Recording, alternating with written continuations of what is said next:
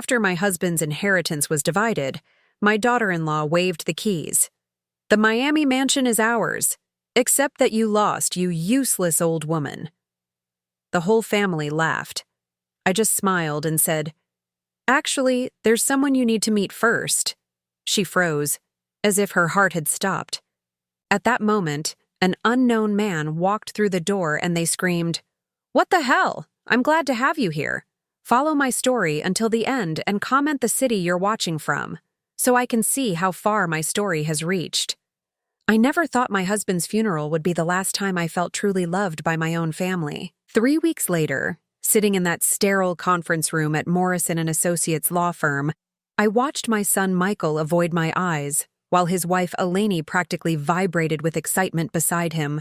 The mahogany table stretched between us like a chasm. On one side sat my late husband Henry's family, his brother Robert, sister Patricia, and their adult children.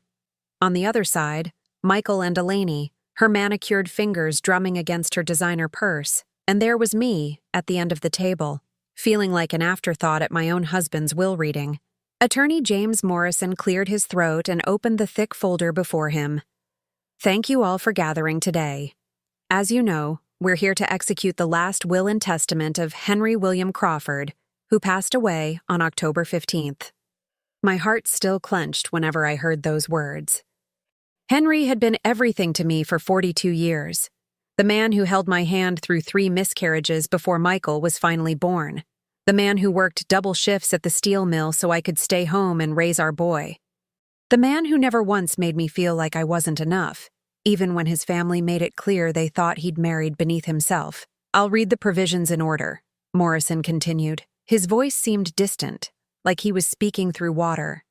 "To my beloved brother Robert Crawford, I leave my collection of vintage tools and my 1967 Mustang, with the hope that you'll restore her to her former glory." Robert's face broke into a genuine smile. He and Henry had spent countless weekends in the garage, working on cars together. It was a perfect gift, and I found myself smiling despite the heaviness in my chest. "To my sister Patricia, I leave my mother's jewelry collection and the sum of $50,000. Patricia pressed her hand to her heart, tears gathering in her eyes. Henry had always been thoughtful with his gifts, even in death. Morrison continued reading smaller bequests to nephews and nieces. Each gift was carefully chosen, meaningful. That was Henry. He never did anything without purpose. Then Morrison's tone shifted slightly as he reached the major provisions. "To my daughter-in-law, Eleni Crawford, I leave the vacation home in Miami Beach, Florida, along with all furnishings and the sum of $200,000 for its maintenance and upkeep." The air seemed to leave my lungs. The Miami house had been our dream. Henry and I had bought it 15 years ago, planning to retire there together.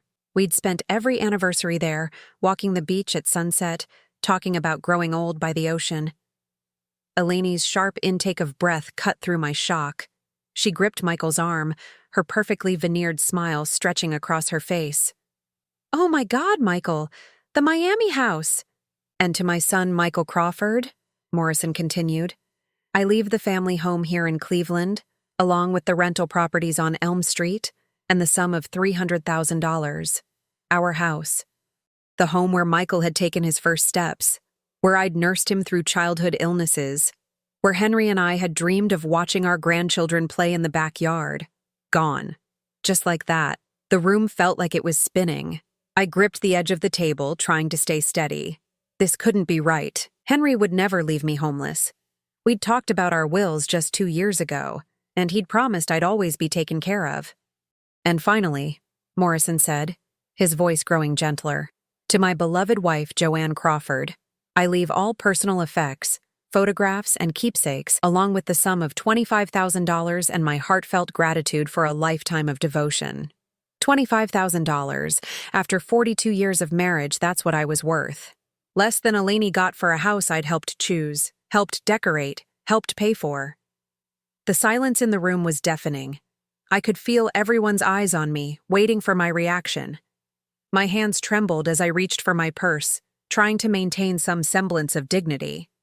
That's when Eleni's laughter shattered the quiet. "Well," she said, her voice dripping with false sweetness, I guess that settles who Henry really valued, doesn't it?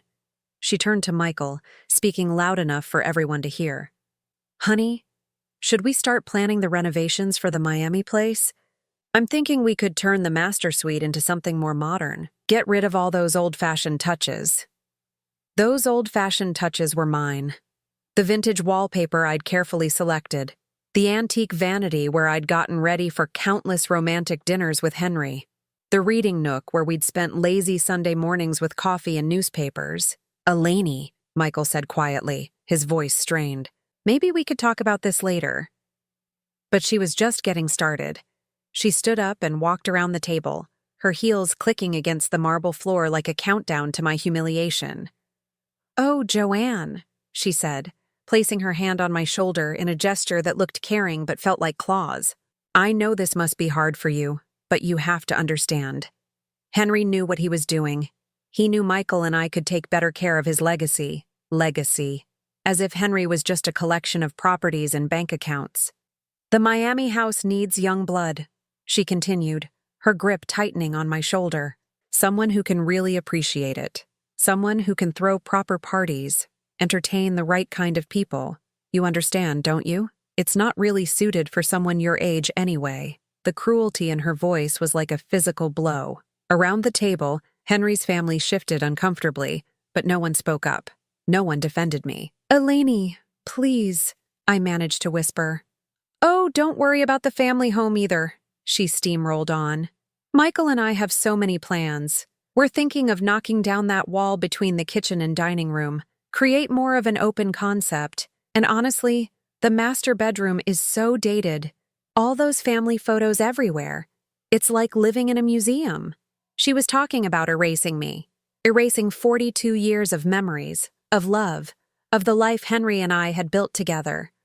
The rental properties will give us such good income too, she prattled on. We can finally take that European vacation we've been planning. Michael's always wanted to see Italy, haven't you, honey? Michael looked sick. His face had gone pale, and he couldn't meet my eyes. Elaney, stop. Stop what? I'm just excited about our future. She turned back to me, her smile sharp as glass. And Joanne, $25,000. That's quite generous, really? Enough to get you set up in a nice little apartment somewhere.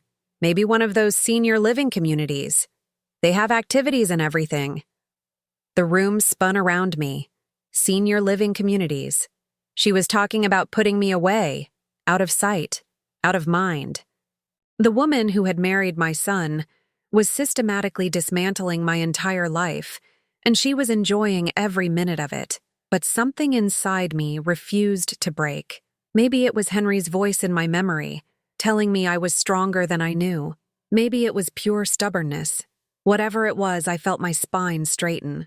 I looked up at her, this woman who had weaseled her way into my family, and I smiled. Actually, Elaney, I said quietly, my voice steady despite the storm raging inside me. There's someone you need to meet first. The triumph in her eyes flickered. What do you mean? Before you make all those renovation plans, before you start spending that inheritance money, there's someone very important who's been waiting to have a conversation with all of you. The room went dead quiet. Morrison looked confused, shuffling through his papers. Michael frowned, and for the first time since this nightmare began, Elaney looked uncertain. What are you talking about, Joanne? She asked, her voice losing some of its smugness. I stood up slowly, smoothing down my black dress, the one Henry had bought me last Christmas because he said it made me look elegant. Well, dear, I said, savoring the moment. It seems Henry had one more surprise for all of us. At that exact moment, as if summoned by my words, the conference room door opened with a soft click. A man I'd never seen before stepped into the room. The stranger who entered the conference room was tall and distinguished, probably in his 50s, with silver hair and kind eyes behind wire-rimmed glasses. He carried a leather briefcase and moved with the quiet confidence of someone who dealt with important matters every day. I apologize for the interruption, he said, his voice warm but professional. I'm David Thompson from Thompson Hartwell and Associates. I believe Mrs. Crawford is expecting me. Everyone turned to stare at me. Elaine's mouth had fallen open, her perfectly glossed lips forming a small O of confusion. Michael looked between me and the stranger like he was watching a tennis match. Even Morrison seemed baffled, shuffling through his papers as if he'd missed something important. I stood up straighter, feeling something I hadn't felt in months. Control. Yes, Mr. Thompson. Right on time. But to understand how we got to this moment, I need to tell you about the last 2 years of Henry's life. About how the man I'd loved for 42 years slowly became a stranger, and how I almost lost myself in the process. It started small, like most devastating things do. Little changes that seemed innocent enough at first. Henry began forgetting names of neighbors we'd known for decades. He'd lose his keys, his wallet, sometimes his train of thought mid-sentence. The doctor said it was normal aging, maybe early signs of mild cognitive decline. Nothing to worry about too much. But Elaine saw an opportunity. She'd married Michael 6 years ago, and from the beginning, I knew she wasn't what she seemed. She was beautiful in that expensive, maintained way. Perfect teeth, perfect hair, perfect clothes. But her eyes were cold, calculating. She smiled at all the right moments and said all the right things, but there was something hollow underneath. Henry, bless his heart, tried to love her because she was Michael's choice. But I caught him watching her sometimes, that little frown creasing his forehead like he was trying to solve a puzzle. There's something off about that girl, he'd whisper to me in bed after family dinners. She asks too many questions about money. He was right. Elaine was always probing. How much was the house worth?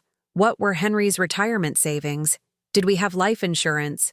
What about the Miami property? She disguised it as concern for our well-being, but Henry and I both felt the predatory nature of her interest. When the memory issues got worse, Elaine transformed. Suddenly, she was the devoted daughter-in-law, showing up at our house with casseroles and concerned smiles. She'd sit next to Henry, speaking slowly and loudly like he was a child. "Dad," she'd say, and I hated when she called him that. "You seem confused today. Are you taking your medication?" Henry would get frustrated, which made him seem more confused, which gave Elaine more ammunition. She started suggesting to Michael that maybe his father needed professional help. "It's not safe for him to be driving," she'd say. "What if he gets lost? What if he hurts someone? Maybe Mom can't handle taking care of him by herself anymore," she'd add, looking at me with fake sympathy. This is such a burden for her. Burden. As if caring for the man I loved was some terrible hardship instead of a privilege. The worst part was watching Michael believe her. My son, who'd grown up seeing how much Henry and I loved each other, started looking at his father with pity instead of respect. He began talking about us like we weren't in the room. "Maybe Elaine's right, Mom," he'd say after Henry had gone to bed. "Maybe Dad needs more structured care." "He's fine," I'd insist. "He has good days and bad days, but he's still your father." But Elaine was relentless. She'd come over when I was at my book club or grocery shopping, spending time alone with Henry. She'd ask him about finances, about his will, about his wishes for the future. And Henry, in his confused state, would try to answer her questions, not understanding that she was gathering information like a spy. One afternoon, I came home early from the library to find Elaine sitting at our kitchen table with a notepad. Henry across from her looking exhausted and bewildered. "What's going on here?" I asked. Elaine looked up with that bright, fake smile. "Oh, just helping Dad organize some of his thoughts. He was telling me about his wishes for the family, weren't you, Dad?" Henry looked between us, clearly distressed. "I don't remember what I was saying." "That's okay," Elaine said sweetly. "We can talk more later." That night, Henry was agitated. He kept pacing around the bedroom, running his hands through his hair. "Joanne, I think I said something wrong today, to Elaine, but I can't remember what." I held him close, feeling his trembling. "It's okay, sweetheart. Whatever it was, it's okay." But it wasn't okay. Because I was starting to realize that Elaine wasn't just taking advantage of Henry's confusion, she was making it worse on purpose. She'd ask him the same questions over and over, confusing him when his answers changed. She'd bring up topics that upset him, then act concerned when he got agitated. She was systematically undermining his confidence in his own mind. And Michael didn't see it. Or maybe he didn't want to see it. His wife had convinced him that she was helping, that she cared about our family's well-being. He started spending less time with us, letting Eleni handle the difficult conversations about Henry's condition. The final blow came 8 months before Henry died. Eleni convinced Michael that we needed to have Henry's will updated because his mental state made the old will potentially invalid. She brought her own lawyer, not Morrison, who'd handled our family's legal matters for years, but some young hotshot who specialized in elder law. It's for his own protection, she insisted. We want to make sure his wishes are clearly documented while he can still express them. I should have fought harder. I should have insisted on our own lawyer, should have demanded to be present for every conversation. But I was tired. So tired from watching my husband slip away piece by piece, from fighting battles I didn't understand, from feeling like the villain in my own family's story. Henry signed the new will on a Tuesday afternoon while I was at physical therapy for my arthritis. When I came home, he was sitting in his chair, staring at nothing. "What did you do today, honey?" I asked. He looked at me with such sadness in his eyes. "I think I signed something important, but I can't remember what it was." That was the beginning of the end. After signing that will, Henry seemed to give up fighting the confusion. He stopped trying to remember names or dates. He stopped getting frustrated when he couldn't find the right words. He just surrendered. The night he died, I held his hand in the hospital bed while he struggled to breathe. His last words were whispered so softly, I had to lean close to hear them. "Joanne, the papers. Not what I wanted. Protect yourself." I thought he was just confused again, rambling about something that didn't make sense. Now I knew better. Now, standing in Morrison's conference room with David Thompson's calm presence behind me, I understood what Henry had been trying to tell me. He'd known what Eleni was doing. Even in his confused state, he'd seen through her manipulation, and he'd done something about it. Mr. Thompson set his briefcase on the table and looked around the room with professional courtesy. "I believe there may be some confusion about Mr. Crawford's final wishes. I'm here to clarify the situation." Eleni found her voice first, though it came out higher than usual. "I'm sorry, but who exactly are you? We've just finished reading Henry's will with his longtime attorney. Everything's been settled." Thompson smiled gently. "I'm afraid not, Mrs. Crawford. You see, what you've just heard was Mr. Crawford's old will, the one he signed under duress 8 months ago. I'm here to present his true final will and testament, the one he executed in secret just 3 weeks before his death." The color drained from Eleni's face. Michael looked like he'd been struck by lightning. Around the table, Henry's family leaned forward, sensing that everything was about to change. And in that moment, I felt Henry's presence so strongly it took my breath away. My brilliant, loving husband had outmaneuvered them all. The silence in Morrison's conference room was so thick you could cut it with a knife. David Thompson opened his briefcase with practiced calm, pulling out documents that looked far more official than anything we'd seen so far. His movements were deliberate, unhurried, like a man who held all the cards and knew it. Morrison cleared his throat nervously. "I'm sorry, Mr. Thompson, but I don't understand. I've been the Crawford family attorney for over 15 years. I have Henry's properly executed will right here." Thompson looked up from his papers, his expression sympathetic but firm. "Mr. Morrison, I understand your confusion. However, what you have is indeed a will that Mr. Crawford signed 8 months ago, but it wasn't his final will. And more importantly, it wasn't executed under circumstances that would make it legally valid." Eleni's perfectly manicured hand gripped the edge of the table. "What the hell is that supposed to mean?" Michael shot her a warning look. "Eleni, please." But she was beyond caring about appearances now. Her mask was slipping, revealing the calculating woman underneath. "This is ridiculous. Henry signed that will. I was there. Michael was there. It's completely legal."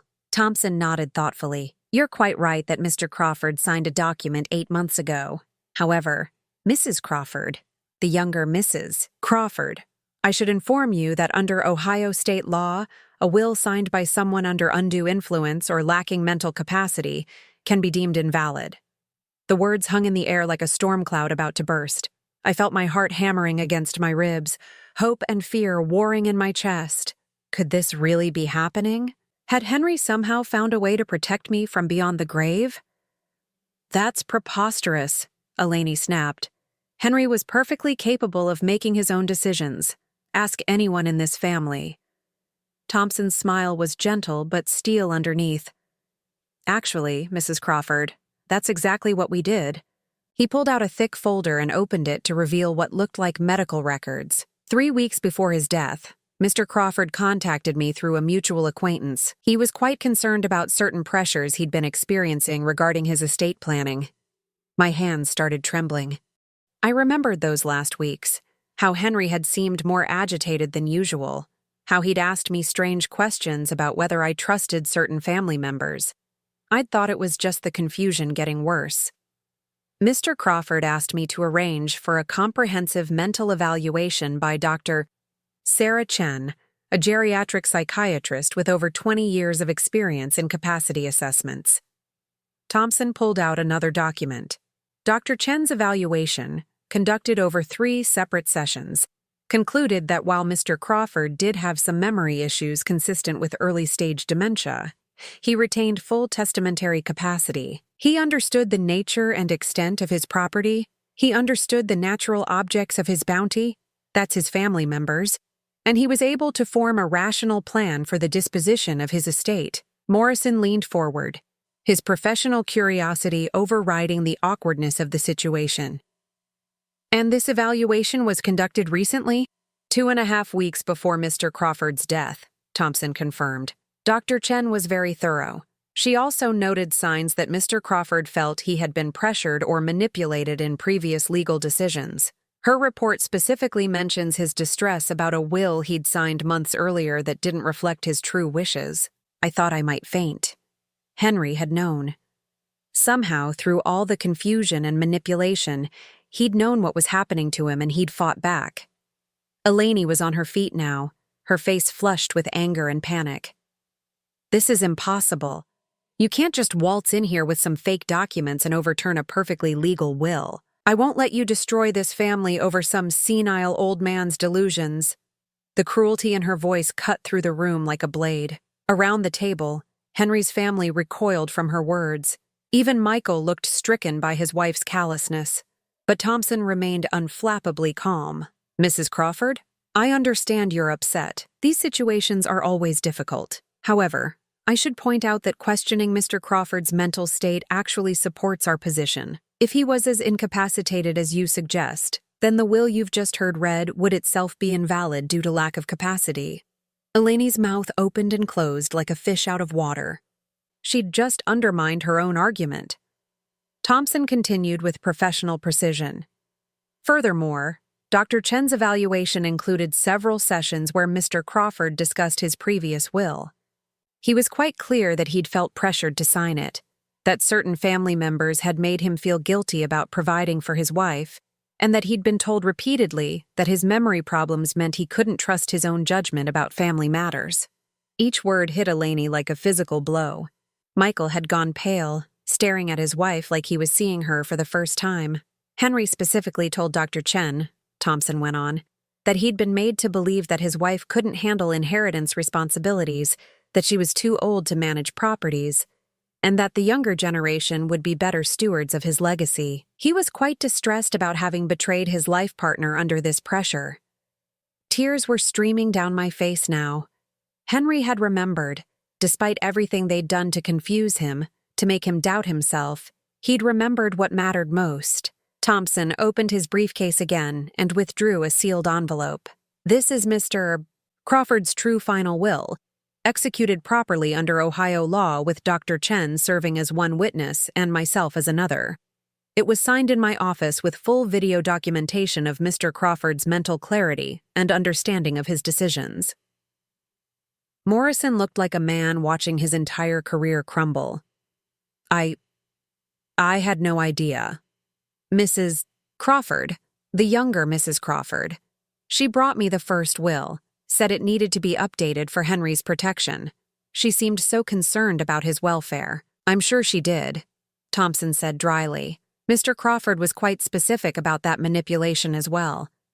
He described feeling isolated from his wife during these legal discussions, being told that financial matters were too complicated for Mrs. Crawford to understand, and being pressured to make decisions quickly before his condition worsened. Eleni sank back into her chair, her face ashen. The confident, manipulative woman who'd been gloating about my humiliation just minutes ago looked like a deflated balloon. Michael finally found his voice. "What does the real will say?" Thompson looked at me, and I saw something like respect in his eyes. The primary beneficiary of Mr. Crawford's estate is his wife Joanne, as it should be after 42 years of marriage. Mrs. Crawford receives the family home, the Miami property, the rental properties, and the bulk of the financial assets. The room seemed to spin around me. I gripped the edge of the table, hardly daring to believe what I was hearing. Mr. Crawford left specific provisions for his son Michael, Thompson continued, $25,000 and some personal items, with a note that this inheritance would increase substantially if Michael demonstrates that he can make decisions independently of certain influences in his life. Michael's face crumpled. He understood exactly what his father meant. As for Mrs. Eleni Crawford, Thompson's voice carried just a hint of disapproval. Mr. Crawford left her precisely what she deserves for her concern about his welfare, $1 and the recommendation that she seek employment that doesn't involve exploiting vulnerable elderly people. Eleni let out a strangled cry. "You can't do this. I've spent 6 years in this family. I've taken care of Henry. You've manipulated and abused him," I said quietly, finding my voice at last. And Henry knew it. Thompson nodded gravely. Mr. Crawford was very specific about documenting the manipulation he'd experienced.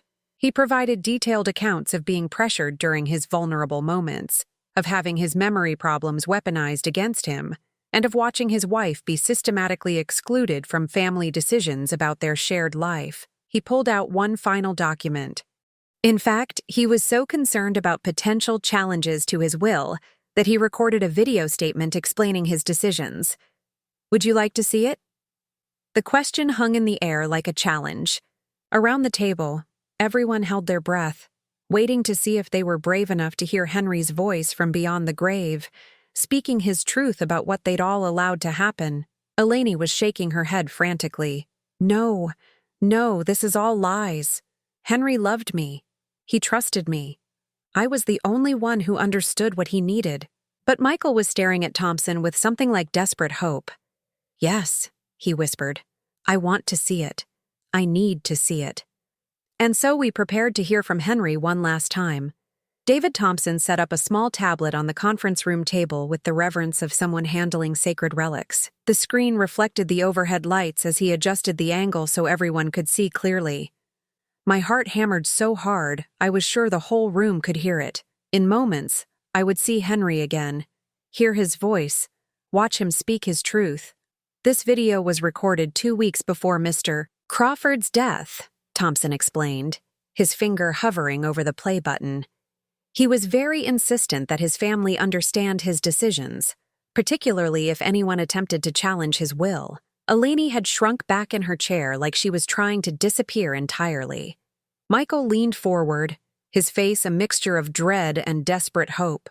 The rest of Henry's family sat in stunned silence, still processing the bombshell that had just exploded their assumptions about inheritance and family loyalty. Thompson pressed play, and suddenly, Henry was there. He looked frailer than I remembered, sitting in what I recognized as Thompson's office. But his eyes were clear and focused in a way I hadn't seen in his final months at home. He wore his best blue shirt, the one I'd bought him for our 40th anniversary, and his hair was neatly combed. He looked directly into the camera with the same steady gaze that had fallen in love with 43 years ago. "My name is Henry William Crawford." His voice came through the tablet's speakers, strong and sure. "Today is October 1st, and I'm recording this statement to explain my final will and testament, in case anyone tries to question my mental capacity or my decisions." Tears immediately blurred my vision, but I couldn't look away. This was Henry, as he truly was, not the confused, manipulated man he'd become at home. First, I want to be clear about my mental state. Yes, I have some memory problems. Sometimes I forget names or get confused about dates. But I know exactly who I am. I know my family, and I understand completely what I'm doing with my property. He paused, and I could see him gathering his thoughts with careful precision. I need to explain why I'm making this video. For the past year and a half, I've been systematically manipulated by my daughter-in-law, Eleni Crawford. She has taken advantage of my memory issues to isolate me from my wife, pressure me into legal decisions I didn't want to make, and convince my son that I was incapable of managing my own affairs. Michael made a choking sound beside me. On the screen, Henry continued with devastating clarity. Eleni would visit when Joanne was out of the house. She'd ask me the same confusing questions over and over until I got frustrated and seemed confused. Then she'd tell my son that I was getting worse, that I needed help, that Joanne couldn't handle taking care of me. My hands clenched into fists. Henry had known. He'd seen through every manipulation, even when his mind was failing him in other ways. She convinced me to sign a will that left most of my property to her and Michael. She told me that Joanne was too old to handle real estate, that the Miami house would be too much work for her, that young people could take better care of my legacy. She made me feel guilty for wanting to provide for my wife after 42 years of marriage. Henry's voice grew stronger, more determined. But here's what Eleni didn't know. I may forget where I put my keys, but I remember what matters. I remember every sacrifice Joanne made for our family. I remember how she worked 2 jobs when Michael was small so I could finish my apprenticeship. I remember how she took care of my parents when they got sick, never complaining, always patient. I remember 42 years of love, loyalty, and partnership. Across the table, Robert was wiping his eyes. Patricia had her hand pressed to her mouth. Even Morrison looked moved by Henry's words. Eleni thought she was dealing with a confused old man who didn't understand his own mind. She was wrong. I understand perfectly. I understand that my wife deserves to be cared for in her old age the same way she cared for everyone else her whole life. I understand that the house we bought together, the vacation home we dreamed of retiring to, the properties we invested in, those belong to her, not to some manipulative woman who married into this family 6 years ago. Henry shifted in his chair, and I could see the effort it took for him to speak so clearly for so long. But his determination never wavered. I also want to address my son Michael directly. Henry looked straight into the camera, and I felt like he was speaking to Michael's soul. Son, I love you. I always have and I always will. But you've let your wife convince you that your father was losing his mind, and you use that as an excuse to stop fighting for what's right. You stopped defending your mother. You stopped questioning Eleni's motives. You took the easy path and let someone else make the hard decisions. Michael was crying openly now, his shoulders shaking. Eleni sat frozen beside him, her face a mask of terror. The reduced inheritance I've left you isn't punishment, Michael. It's a chance. A chance to prove that you can think for yourself, that you can recognize manipulation when you see it, that you can choose your family's well-being over your wife's greed. If you can do that, if you can show me that you've learned to value the right things, then your inheritance will reflect that growth. Henry paused again, looking tired but resolute. As for Eleni, I'm leaving her exactly what she's earned through her treatment of my wife and her manipulation of my illness. $1. Not because I'm cruel, but because actions have consequences. She saw a vulnerable old man and decided to exploit him. She saw a devoted wife and decided to push her aside. She gambled that I was too confused to understand what she was doing. She lost that bet. The room was dead silent except for the sound of Michael's quiet sobs. Even Eleni seemed too shocked to speak. Henry's image leaned forward slightly, his expression growing gentler. Joanne, if you're watching this, I need you to know something. Every day of our marriage has been a gift. You've been my partner, my best friend, my anchor in every storm. The idea that you couldn't handle your own inheritance, that you needed other people to make decisions about our shared life, that was never my belief. That was their manipulation talking, and I should have been stronger in resisting it. I was crying so hard now that Thompson pushed a box of tissues toward me. On the screen, my husband continued his final message. I want you to live in our house for as long as you want to. I want you to enjoy the Miami place we picked out together, to watch the sunsets we dreamed about. I want you to use the rental income to travel, to spend time with people who value you, to do all the things we planned before I got sick. Henry's voice grew softer, more intimate. Most of all, I want you to know that you were never a burden. Taking care of me wasn't a sacrifice you made. It was love in action. And it was the greatest privilege of my life to be loved that completely by someone that wonderful. The video continued for a few more minutes, with Henry methodically explaining each provision of his will and his reasons for making those choices, but I barely heard the legal details. I was too overwhelmed by the flood of emotions, grief, vindication, love, and a strange sense of peace. When the video ended, the silence stretched on for what felt like forever. Finally, Thompson closed the tablet and looked around the room. As you can see, Mr. Crawford was quite clear about his mental capacity and his intentions. This will has been properly executed according to Ohio state law, witnessed by qualified individuals, and backed by professional medical evaluation. Any attempt to challenge it would be both expensive and ultimately unsuccessful. Eleni found her voice at last, but it came out as barely a whisper. He couldn't have done this. He was too confused. I was helping him. Thompson's expression was professionally neutral, but I caught a flash of disgust in his eyes. Mrs. Crawford, your definition of help apparently included isolating a vulnerable man from his wife, pressuring him into legal decisions that benefited you, and systematically undermining his confidence in his own judgment. In most jurisdictions, that behavior has a name. It's called elder abuse. Michael finally looked up from his hands, his face streaked with tears. Mom, he said, his voice breaking. I'm so sorry. I should have seen it. I should have protected you both. The apology I'd been waiting years to hear finally came, but it felt hollow now. Too little. Too late. Still, I could see genuine remorse in his eyes, real recognition of what he'd allowed to happen. I need some air, Eleni announced suddenly, standing up so fast her chair rolled backward. This is all insane. You can't just change everything based on some video. Thompson stood as well, his voice taking on a harder edge. Actually, Mrs. Crawford, we can and we have. The will has been filed with the probate court. The properties and accounts are being transferred as Mr. Crawford directed.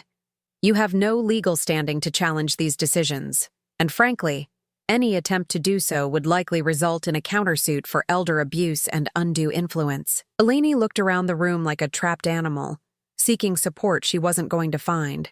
Henry's family was staring at her with mixtures of disgust and pity. Morrison was studiously avoiding her gaze. Even Michael couldn't look at her anymore. This isn't over, she hissed, but her voice lacked conviction. Thompson smiled coldly. Actually, Mrs. Crawford, I believe it is. As Eleni stormed out of the conference room, slamming the door behind her, I realized that Henry had given me something more valuable than property or money. He'd given me back my dignity, my place in my own family, and the knowledge that our love had been real and recognized even at the very end. The war wasn't quite over yet, but the most important battle had been won. The week that followed the reading of Henry's true will passed in a strange blur of legal paperwork and family phone calls. David Thompson had been efficient and thorough, ensuring that all the property transfers were processed quickly and correctly. By Friday afternoon, I was officially the owner of our family home, the Miami Beach House, and the 3 rental properties on Elm Street. But Eleni wasn't finished fighting. I should have expected her to make one last desperate move, but I suppose I was still naive about the depths of her manipulation. She'd been quiet since storming out of Morrison's office, and Michael had moved back into our family home temporarily while they figured things out. I thought maybe she was finally accepting reality. I was wrong. It was Tuesday evening when she made her play. I was in Henry's study, going through his personal papers and trying to decide what to keep and what to donate, when I heard a car pull into the driveway. Through the window, I saw Eleni getting out of her silver BMW, but she wasn't alone. A man in an expensive suit followed her up the walkway. Someone I didn't recognize, but who carried himself with the aggressive confidence of a certain type of lawyer. I met them at the front door before they could ring the bell. Eleni looked different somehow. Harder, more desperate. Her usually perfect hair was slightly disheveled, and her makeup couldn't quite hide the dark circles under her eyes. "Joanne," she said, her voice artificially sweet, but with an undercurrent of steel. "We need to talk." "I don't think we have anything to discuss," I replied, keeping my hand on the doorknob. I wasn't about to invite her into Henry's house, my house, after everything she'd done. The man beside her stepped forward, extending a business card. "Mrs. Crawford, I'm Richard Blackwood from Blackwood, Sterling and Associates. I represent Mrs. Eleni Crawford in this matter." I glanced at the card but didn't take it. "What matter?" "The will has been probated. Everything's settled." Eleni's mask slipped slightly, showing the fury underneath. "Nothing's settled, Joanne. That video, that so-called will, it's all fraud. Henry was being manipulated by that Thompson character, just like he was manipulated by you for 40 years. The accusation hit like a slap. "Excuse me?" Blackwood cleared his throat, clearly uncomfortable with his client's approach. "What Mrs. Crawford means is that we believe there are grounds to challenge the validity of the recent will based on undue influence and questions about the circumstances under which it was created." I looked between them, feeling a familiar mixture of exhaustion and anger. Henry made that video with a doctor present to verify his mental capacity. He explained every decision clearly. "What exactly are you planning to challenge?" Eleni stepped closer, and I could smell the desperation on her like cheap perfume. "I have evidence that you and this Thompson lawyer conspired to take advantage of Henry's condition. I know you've been planning this for months, probably years. You couldn't stand the idea that Henry finally saw through your manipulation and tried to protect his real family." Her words were so divorced from reality that I almost laughed. Almost. But the serious expression on Blackwood's face told me they weren't bluffing about taking legal action. "What evidence?" I asked quietly. Eleni's eyes gleamed with triumph. "Phone records showing dozens of calls between you and Thompson's office over the past 6 months. Bank records showing payments to Dr. Chen. Documentation of how you isolated Henry from his family during his final weeks, keeping him away from people who cared about him." Each lie was so twisted from the truth that it took my breath away. The phone calls to Thompson's office had been Henry's idea, made when I was out of the house because he didn't want to worry me. The payment to Dr. Chen had come from Henry's own account, arranged by Thompson, and the isolation she was describing, that had been her doing, not mine. But I could see how it might look to someone who didn't know the full story. A widow suddenly inheriting everything, working with lawyers her family had never heard of, having her husband evaluated by doctors they'd never met. In the wrong hands, the narrative could be twisted to make me look like the manipulator. "You're lying," I said, but I could hear the uncertainty in my own voice. Blackwood spoke up, his tone professionally neutral. "Mrs. Crawford, we're not here to make accusations. We simply believe that a more thorough investigation of the circumstances surrounding your husband's final will would be beneficial for all parties involved." "What do you want?" I asked, though I already knew the answer.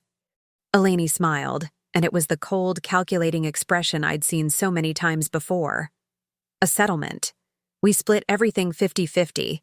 You keep the family home, I keep Miami. We each take half the rental properties and half the financial assets. It's fair, and it avoids a long, expensive court battle that could destroy this family's reputation." Fair. The word tasted like poison in my mouth. After everything she'd done, all the manipulation and abuse, she wanted me to hand over half of what Henry had fought so hard to leave me. And if I refuse, Blackwood pulled a thick folder from his briefcase. "Then we file suit tomorrow morning. Undue influence, fraud, elder abuse, against you this time. We'll demand a full investigation of every decision made regarding Mr. Crawford's care and legal affairs in his final year. Every doctor's visit, every lawyer meeting, every financial transaction will be scrutinized. The process could take years and cost hundreds of thousands of dollars in legal fees. The threat was clear. Even if I ultimately won, the fight would consume my time, my money, and what remained of my family relationships. Eleni was betting that I'd rather give up half of Henry's legacy than spend my remaining years in court battles. "I need to think about it," I said finally. "You have until tomorrow at 5 p.m., Eleni replied. "After that, we file the lawsuit and things get much more complicated." They turned to leave, but Eleni paused at the bottom of the porch steps. "Oh, and Joanne? You might want to call Michael. He's very upset about all this uncertainty. It would be terrible if these legal problems drove another wedge between you and your son." The threat was subtle, but unmistakable. She was going to use Michael against me, make him believe that I was being stubborn and vindictive by not settling. After everything we'd been through, she was still trying to manipulate my relationship with my own child. I watched them drive away, then closed the door and leaned against it, my heart racing. For a moment, doubt crept in. Maybe I should just settle. Maybe fighting wasn't worth the risk of losing everything in court, of spending my golden years in depositions and hearings. Then I looked around Henry's study, our study, at the photos of our life together, at the chair where he'd spent countless evenings reading to me, at the desk where he'd written love letters during our courtship. Henry hadn't gone through all that planning, all that pain of documenting Eleni's abuse, just so I could hand over half of everything to his tormentor the moment she threatened to fight. I walked over to his desk and picked up the phone. But I didn't call the settlement lawyers or start negotiating terms of surrender. I called David Thompson. "Mr. Thompson," I said when he answered, my voice steadier than I felt. "I think it's time to show Eleni exactly who she's been underestimating." When I told him about Eleni's threat and her deadline, Thompson was quiet for a long moment. Then he chuckled, a sound that held no humor but plenty of grim satisfaction. "Mrs. Crawford," he said. "I was hoping she'd try something like this. Your husband was a very thorough man. He anticipated that Mrs. Eleni Crawford might attempt to challenge his will, and he made sure we'd be prepared." "What do you mean?" "I mean that threatening you was the worst mistake she could have made. Because now we get to show her the evidence Henry collected about her real activities over the past 2 years.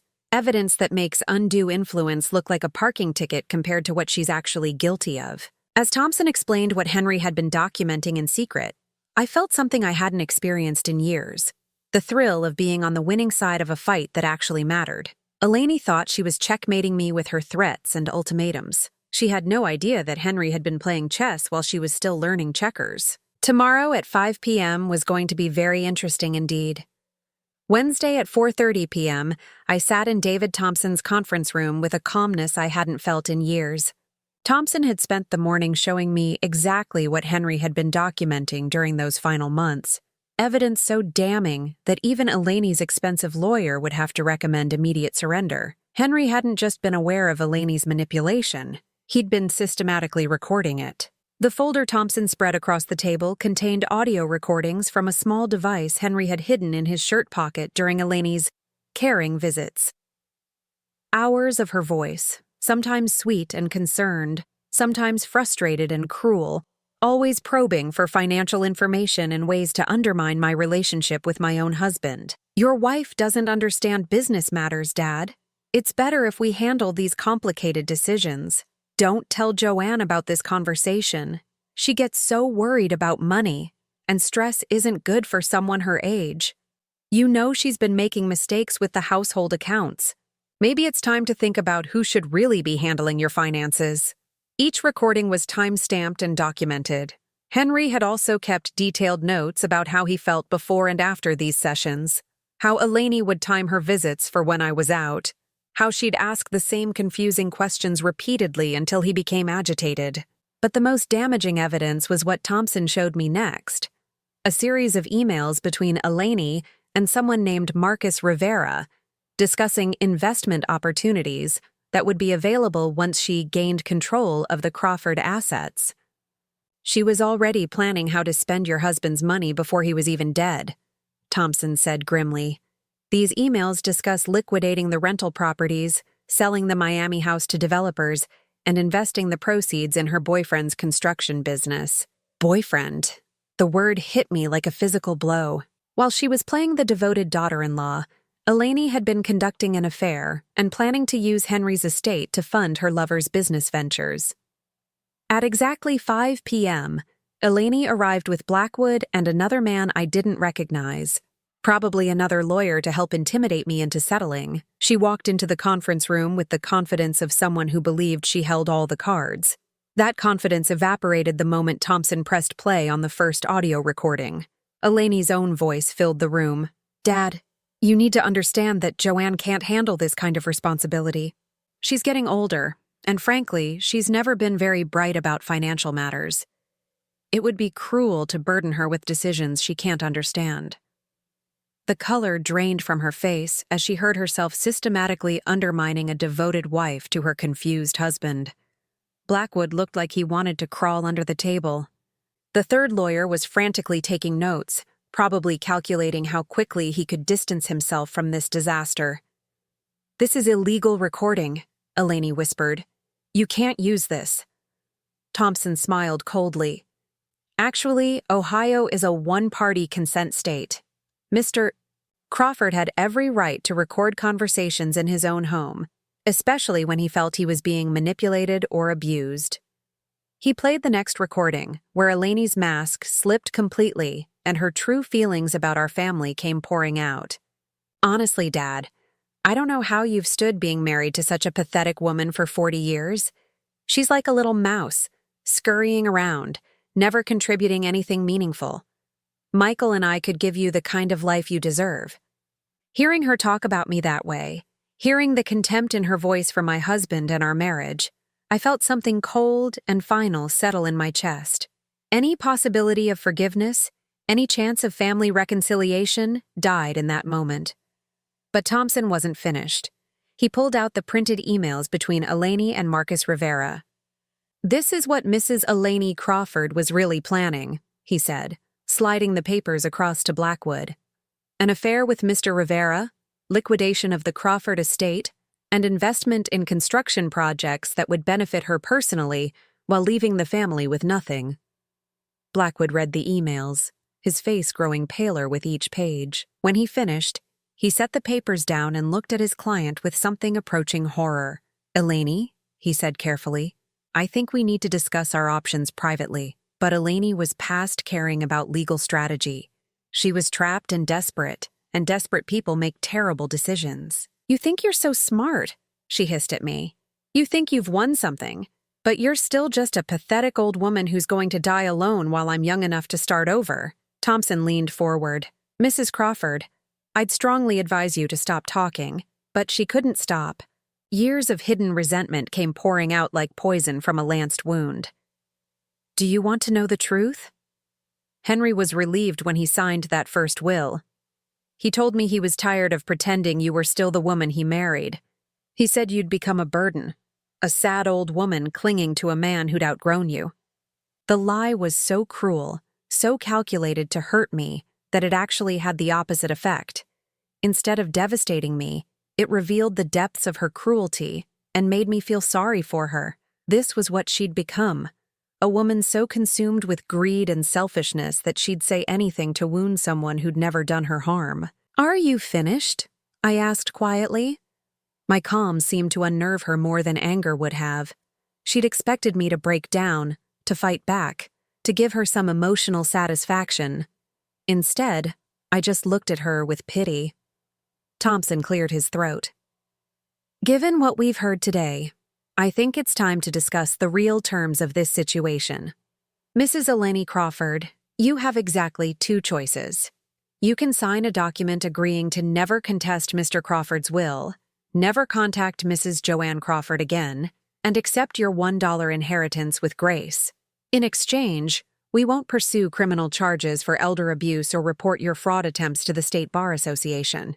Or?" Blackwood asked weakly. "Or we file criminal complaints tomorrow morning and let the district attorney decide whether Mrs. Eleni Crawford's actions constitute felony elder abuse. The recordings and emails provide more than sufficient evidence for prosecution." A conviction would mean potential jail time and permanent prohibition from inheriting from any estate in Ohio. Eleni looked around the room like a cornered animal, but there was nowhere to run. Her expensive lawyers couldn't argue with her own voice on tape. Her threats had crumbled in the face of actual evidence. "I need to discuss this with my client," Blackwood said. "You have 10 minutes, Thompson replied. "After that, the offer expires, and we proceed with criminal referrals." They huddled in the hallway while Thompson and I waited in comfortable silence. I felt oddly peaceful, like I was watching the final act of a play I'd been forced to star in for too long. When they returned, Eleni's fight was gone. She signed the agreement without looking at me, her signature sharp and angry on the legal documents. Then she stood up, smoothed her designer dress, and walked out of my life forever. 3 months later, I stood on the balcony of the Miami beach house, watching the sunset paint the Gulf of Mexico in shades of gold and coral. The evening breeze carried the salt smell of the ocean and the distant sound of children playing on the beach. Michael had driven down from Cleveland the week before, his first visit since the will reading. We'd spent long hours talking on this same balcony, working through years of misunderstandings and hurt feelings. He was seeing a therapist, learning to recognize manipulation and set healthy boundaries. It would take time to fully heal our relationship, but we were both committed to the work. "I'm proud of Dad," he'd said on his last night there. "He protected you even when he couldn't protect himself. That takes real love." Henry's ashes sat in an urn on the living room mantel, but I felt his presence most strongly here on the balcony where we'd spent so many happy evenings planning our retirement dreams. Dreams that had seemed impossible during those dark months when Eleni was systematically destroying our family. The rental properties were providing more than enough income for a comfortable life. I'd hired a property management company to handle the day-to-day operations, giving me freedom to travel, to volunteer, to finally pursue hobbies I'd put aside during my caretaking years. Next week, I was flying to Ireland, something Henry and I had always talked about but never managed to do. I'd be traveling with a small group from the senior center, and for the first time in years, I was excited about the future instead of just surviving the present. My phone rang, interrupting my sunset meditation. The caller ID showed my sister Martha's number. "How's paradise?" she asked when I picked up. "Peaceful," I said, settling into my favorite beach chair. "Wonderfully, perfectly peaceful. Any word from you-know-who?" I smiled, watching a pelican dive for fish in the surf. "Not a word, and I hope it stays that way." Martha and I talked for another 20 minutes about family news and travel plans. After we hung up, I sat in the growing darkness, listening to the eternal rhythm of the waves. Somewhere in Cleveland, Eleni was probably plotting her next scheme or nursing her resentment. I found that I genuinely didn't care. She'd lost the power to hurt me the moment Henry's truth came to light. Without that power, she was just another unhappy person making bad choices, someone to be pitied rather than feared. The house phone rang inside, but I didn't get up to answer it. The machine would catch it, and whatever it was could wait until tomorrow. Tonight was for gratitude, for remembering Henry's love, for appreciating the second chance I'd been given to live life on my own terms. As the stars began to appear over the water, I raised my glass of wine in a silent toast. To Henry, who'd loved me enough to fight for me even when his mind was failing. To the truth that had set us both free. To the future that stretched ahead like the endless horizon, full of possibilities I was finally free to explore. At 61, I was just beginning to understand what it meant to be truly, completely, joyfully free. And it was beautiful. Now I'm curious about you who listened to my story. What would you do if you were in my place? Have you ever been through something similar? Comment below. And meanwhile, I'm leaving on the final screen 2 other stories that are channel favorites, and they will definitely surprise you. Thank you for watching until here.